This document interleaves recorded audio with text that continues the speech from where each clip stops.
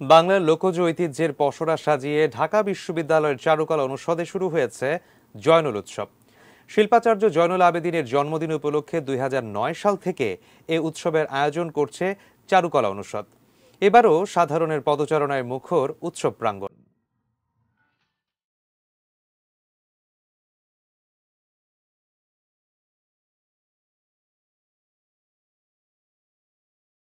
হিম শীতে লোকজ মেলা বাঙালির চিরায়ত ঐতিহ্য।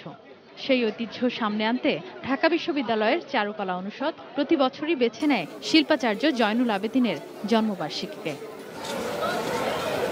এবারও বৃহস্পতিবার থেকে 3 দিনের জয়নুল উৎসব শুরু হয়েছে চারুকলা অনুষদ প্রাঙ্গণে, যেখানে ঢু মারতে গেলেই মনে পড়বে ফেলে আসা শৈশবের গ্রামীণ আবহ।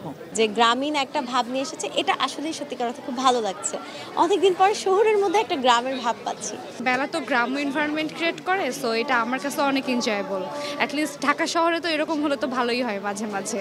উৎসবে চারুকলা অনুষদের 8টি বিভাগের শিক্ষার্থী শিক্ষকদের শিল্পকর্ম প্রদর্শিত হচ্ছে। এছাড়া যেসব কারুশিল্পী বংশ পরম্পরায় কাজ করে আসছেন, তাদের কাজ দেখেও মুগ্ধ দর্শনার্থীরা। তাদের নতুন আইডিয়া আছে কাজের মধ্যে, এইটা আমার কাছে ডিফারেন্ট লাগছে।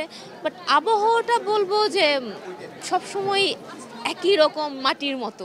জয়নুলের যেই থিমটা ছিল যে প্রকৃতির সাথে কাজ করা, আমাদের প্রত্যেকটা কাজের সাথেই প্রকৃতির একটা আনন্দের ছাপ, যে আমাদের ফোক মোটিভগুলো আমরা তুলে ধরেছি। ডিপার্টমেন্টের কাজ আর বাংলাদেশের যে লোকশিল্পীদের কাজ আছে তাদের কাজ এনকারেজ করার জন্যই হচ্ছে মূলত চারুকলার এই জয়নুল উৎসবটা আয়োজন করা হয়। প্রথম দিনের বিক্রি নিয়ে সন্তুষ্ট বিক্রেতারা আশা করছেন শুক্র ও শনিবার ছুটির দিনে আরো জমজমাট হবে উৎসব।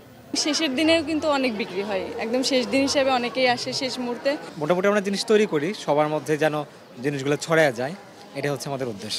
প্রতিদিন সকাল 11টা থেকে সন্ধ্যা 7টা পর্যন্ত উৎসব চলবে। Sadia Afroz, ATN news.